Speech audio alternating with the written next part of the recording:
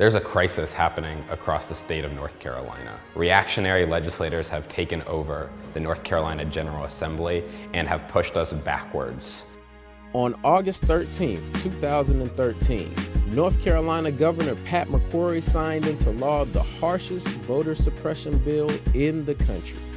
This law requires voters to show photo identification, bans student IDs as an acceptable form of identification, reduces early voting from 17 to 10 days, eliminates same-day registration, and ends pre-registration for 16 and 17-year-olds. The voter ID law is very problematic because it creates barriers, especially for students, when they're trying to get politically involved and civically engaged in their community. These laws are targeted at the youth, they're targeted at people of color, they're targeted at the electorate that was growing historically in North Carolina over the past 2 election cycles. North Carolina has always been a model for the nation in building movements that transform the country and transform the world. And we have a same opportunity that exists right now to lead the way. And in August of 2013, we started an organization called Ignite North Carolina. The first thing we did when we started is we started a project called the North Carolina Vote Defenders, specifically to respond to the worst voting suppression law in the country.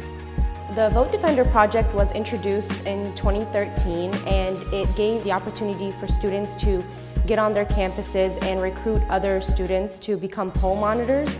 While on campus, I realized that students are either misinformed or confused or uninformed about the voter ID law, so that gave me an opportunity to speak to the students, tell them about the law, and also encourage them to become a poll monitor and let their voice be heard.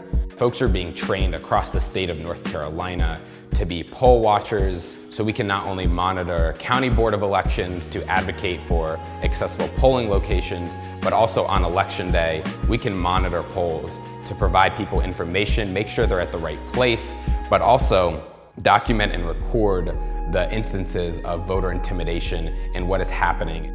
This project is very important, not only to North Carolina, but also to the nation.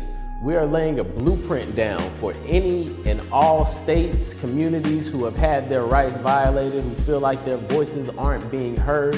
We're giving you an example of what you can do in your state, in your community, to make a difference. But we need your support. We need your support. We need your support.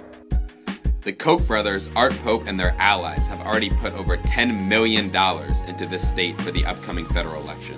And we know that this will be one of the most highly contested races in the country. And the only way that we can make sure that the electorate is wide and diverse is that we need your support to protect everybody's vote in North Carolina.